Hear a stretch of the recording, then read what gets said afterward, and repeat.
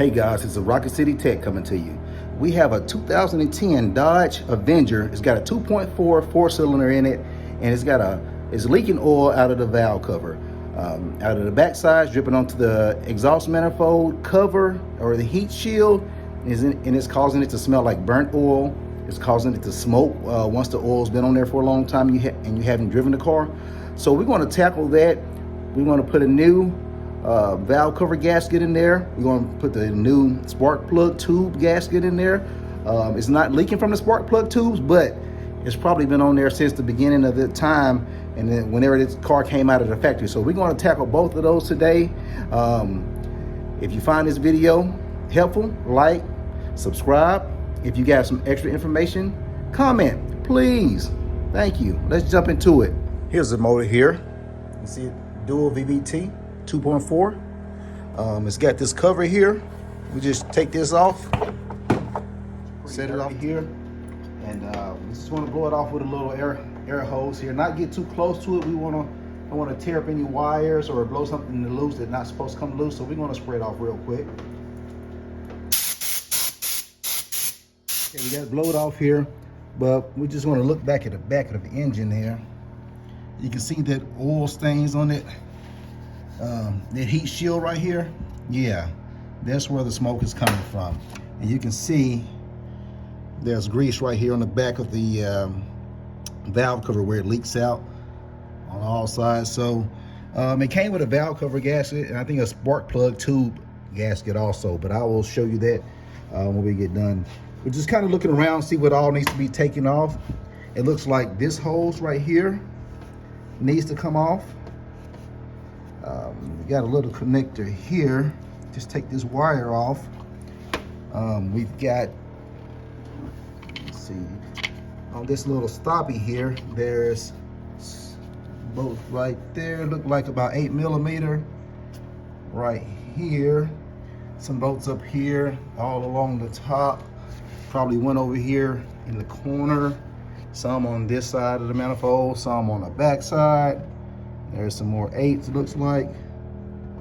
One back there, one right there in the corner. And look like we got to take the coil packs off. I thought about changing the spark plugs and not the coil packs, but the spark plugs. But the car runs good. I think it's in good shape. I think it'll be a good car for someone. We just want to fix this oil leak. And also this hose right here, this vent hose right here. This one probably just slides right off. Get a little something to chisel that out, and it'll slide right off. I think that's about it. Push in, pull off. Push in, pull off. Push in, pull off. Push in. These are a T30 star. This is a T30, and these small bolts are 8 millimeters. Those are 8 millimeters, and that's a T30. All right, we got all the coil packs off. I've kind of placed them in the same order that I took them off over there on the table.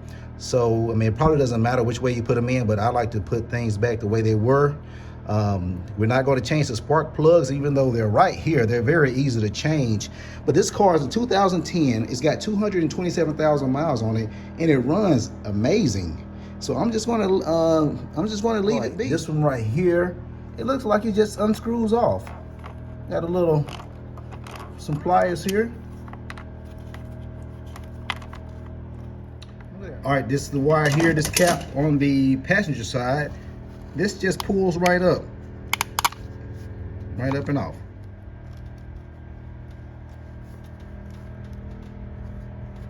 All right, after some gentle finessing with the flathead there, I was able to break it loose. It was on there pretty good. I don't know if it's ever been off. You ever had a tool that you never use? You see it all the time. You never use it, but man, let you need to use that particular tool or whatever. You'll never find it. But anyway, on this back one, you can see it there. This one right here, it's on top of this right here. So it didn't want to come off like the other one, so I had to pry a slim screwdriver, a piece of metal in between some of the bushings, which it goes on top of here like that. But I put a slim Phillips head in there and kind of wiggled it off. So it's off. I think the only thing left now, well, we got one up here too. Look at there. Got one right here. Let me get it off. Finally got this one off. We had to pry it off. And got that 8mm stud down there. This one comes off right on the front of the motor. Just screws off, and you got another stud there. I think we're ready to take the 8mm off.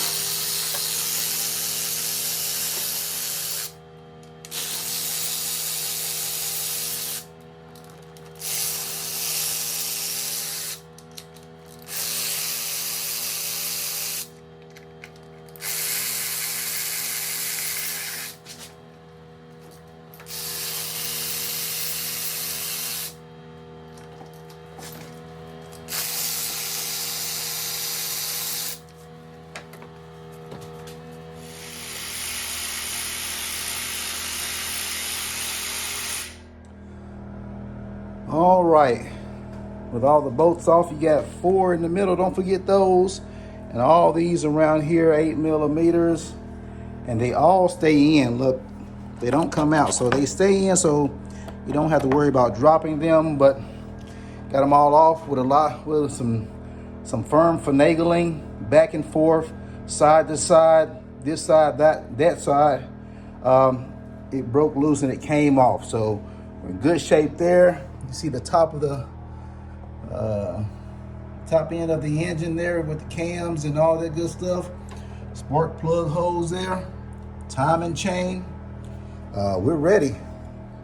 All right, here's the back side of the valve cover. You see we got the gasket there on the outside, probably our culprit. And we got the spark plug gaskets right here, spark plug tube gaskets going right there. So we're gonna go ahead and replace those since we got it all apart, and go from there. And of course, we're gonna try to clean up the edge of the engine case there where the gasket mounts up to the engine. See, like this oil. We're gonna try to wipe all that clean with some lint-free towels, running low, but we're gonna clean that up, probably get some brake cleaner, kind of scrub it off, try to get it nice and clean, a good clean mating surface.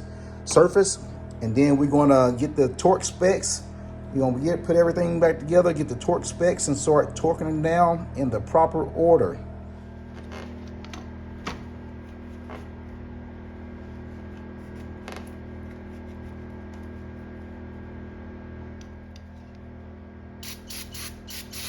So we're going to clean off the mating surface because you don't want to put it back on there and have another oil leak. So we're going to use a what? Lint-free towel. Lint and debris free. Say it, repeat after me. Lint and debris free towel. And before you start cleaning it off, this right here, wire that goes to the back over here, it just unsnaps. Go ahead and unsnap it because you got this frayed plastic here. Every time I'm working around it, it seems to be breaking, and I don't want any to get inside the engine, so it just unsnaps. So just set it to the side, clean it real good, then put it back in.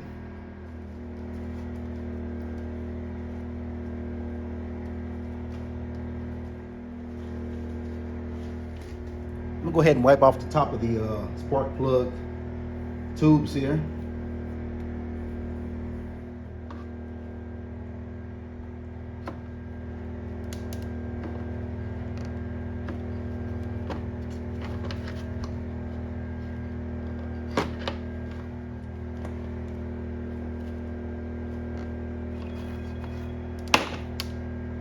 Whoa.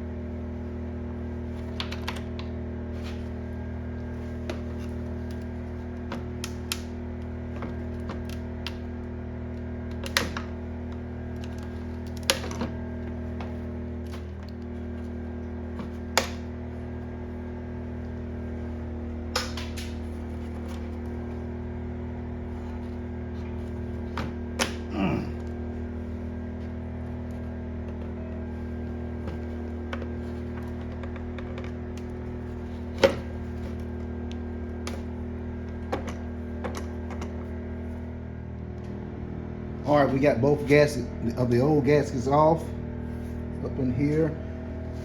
Very hard, like plastic instead of rubber. Extremely hard, but eventually with some soft finagling, they came out. Got the spark plug tube gasket out. Bam, bam, bam, bam, bam, bam. Got those out. We're going to check for any debris that may have fallen down in the valve cover. We're going to check for any kind of plastic that have chipped off from the old gasket. Old gasket out with the old, in with the new.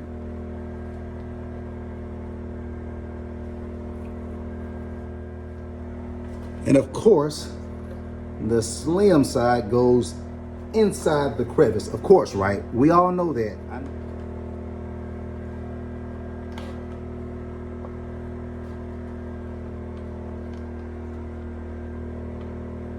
All right, and what you can do to keep the rubber in place, like I said, these bolts here, they stay in, but they've got a lip on them. You can kind of just push them all the way in and just push it down, and it'll snap right on there.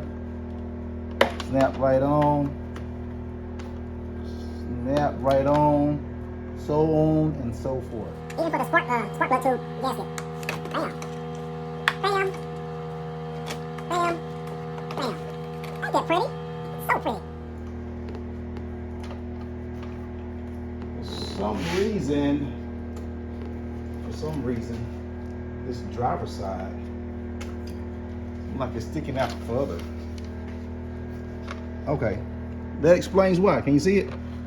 This one is, so it was sticking out how it should have. It's just wider right there for some reason, but it had me concerned that it wasn't lined up properly. And so we're good. Let's try it again.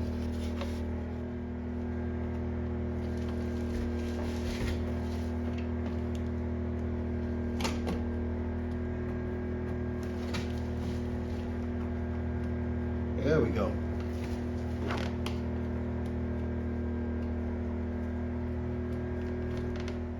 All right, it's tightened the nuts back up. I always like to start them with my hand first, or I guess quote unquote hand, but I'm using this, but just to feel if there's any tension. You don't want to cross thread anything in here.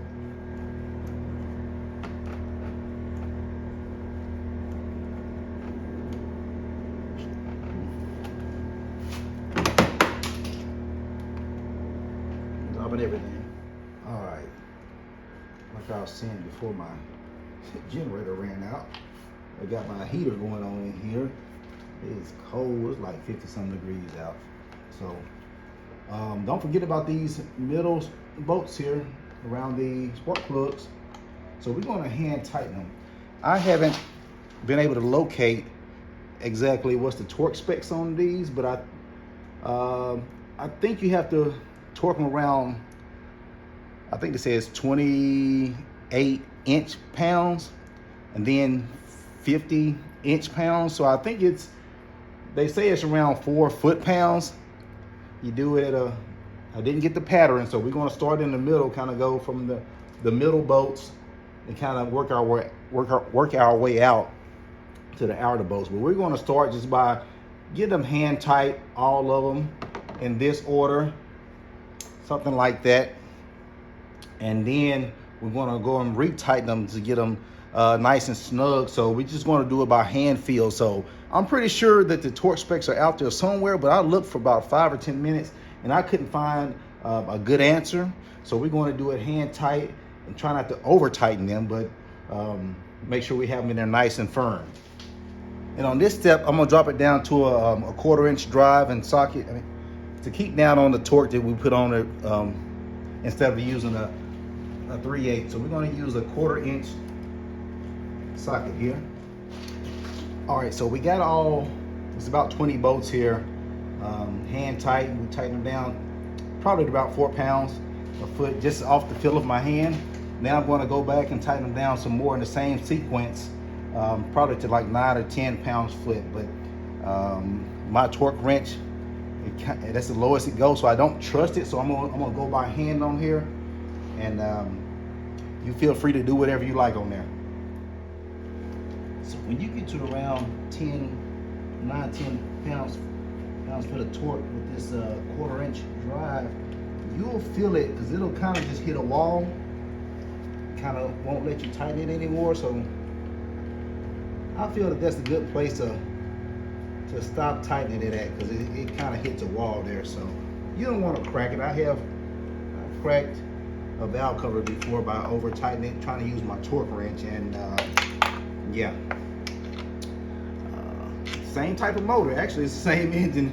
We cracked the valve cover on it, but it's still up and running. I guess where it cracked it is not leaking. All right, so we're gonna commence to putting this thing back together.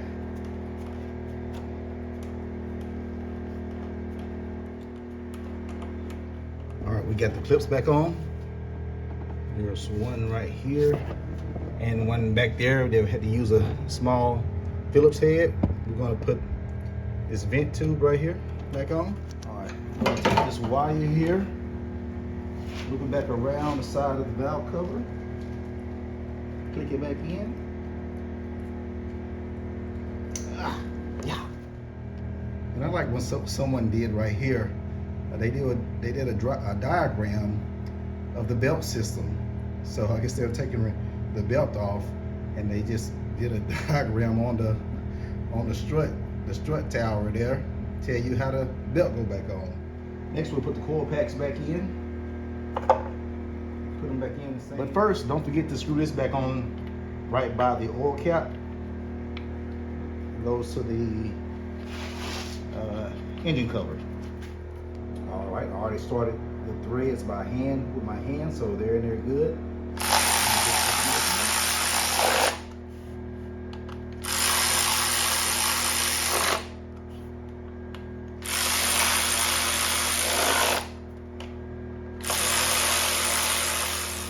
Now we get the coil pack wires and snap them back in. Just push them in until you hear the click.